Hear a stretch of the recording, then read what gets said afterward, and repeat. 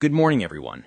Welcome to our comprehensive analysis of AI GPU return on investment for 2025. Today, we're going beyond simple performance metrics to examine the true lifetime value of data center AI accelerators by integrating three critical dimensions: hardware economics, software ecosystem maturity, and actual monetization potential. Our central thesis today is that the highest performing GPU doesn't always yield the best return on investment.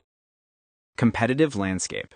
In the current competitive landscape, we see NVIDIA maintaining its position as the established performance leader with their Blackwell architecture, particularly the GB300 series. AMD emerges as the strong value challenger with their MI325X Instinct series, offering compelling performance per dollar with their open software approach. Intel positions itself as the cost-efficient disruptor with Gaudi 3, while specialized players like Google TPU and Cerebras serve niche hyperscale and extreme training workloads. For our analysis today, we'll focus on the three general-purpose contenders: NVIDIA, AMD, and Intel. Model parameters and assumptions. Before we dive into the numbers, let's establish our baseline assumptions. We're modeling a 5-year lifetime, which represents the standard refresh cycle for enterprise data centers. We're using electricity costs of 10 cents per kilowatt hour, which is the US data center average. Our power usage effectiveness factor is 1.2, accounting for cooling and infrastructure overhead. We're assuming 80% utilization to reflect real-world load variability. And we're basing token revenue on current LLM inference pricing at $0.01 per token. Finally, we're applying a 7% discount rate for our capital cost calculations. Hardware foundation. Now let's examine the raw hardware specifications. NVIDIA's GB300 serves as our performance baseline at 1.0, with AMD's MI325X at 0.8 and Intel's Gaudi 3 at 0.7. Power consumption shows Intel with the most efficient design at 450 watts, compared to AMD's 500 watts and NVIDIA's 600 watts. On capital expenditure, NVIDIA commands a premium at $40,000 per GPU, while AMD comes in at $28,000 and Intel at $25,000. When we factor in infrastructure overhead and 5-year operational costs, including energy and maintenance, the total lifetime costs become $78,000 for NVIDIA, $55,000 for AMD, and $49,000 for Intel.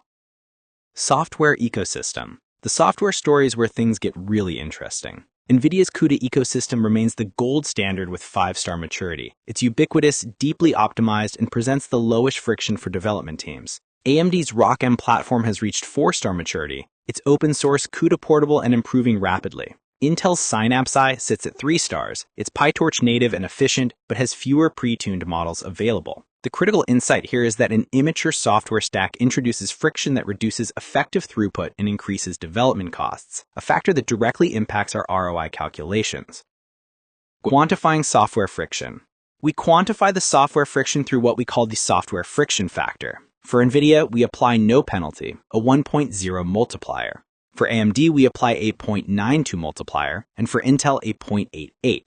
This adjusts their effective performance from their raw hardware capabilities. So AMD drops from 0.8 to 0.74 effective performance, and Intel from 0.7 to 0.62. This adjustment is absolutely critical. We found that just a 10% software overhead can completely erase a 15% hardware price advantage. Software maturity isn't just a development concern, it's a fundamental economic variable.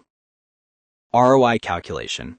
Now we arrive at the heart of our analysis, the combined hardware and software ROI calculation. With our adjusted performance figures and full cost accounting, NVIDIA achieves a 61.4% ROI over 5 years. AMD actually comes out on top at 68.4%, while Intel trails at 57.1%. This tells a compelling story. AMD's combination of competitive hardware pricing and improving software maturity delivers the best return on investment despite not having the peak performance. The conclusion is clear. When software friction is properly accounted for, AMD's value proposition becomes quite compelling.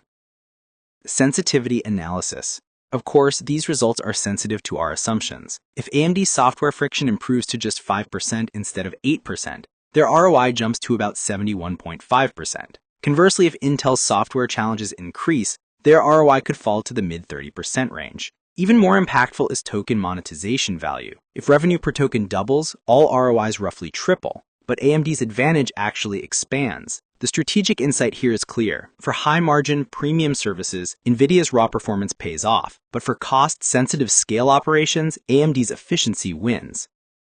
Strategic recommendations. So, what does this mean for your strategic planning? If you need maximum throughput for latency-sensitive workloads and cannot tolerate software risk, NVIDIA remains your best choice, though it requires significant capital outlay. If your priority is best-in-class ROI and you have engineering bandwidth to tune, AMD delivers outstanding value, but requires investment in ROCm expertise. If your workloads are inference-heavy and you're highly cost-constrained, Intel presents an interesting option, but demands thorough piloting of your specific models.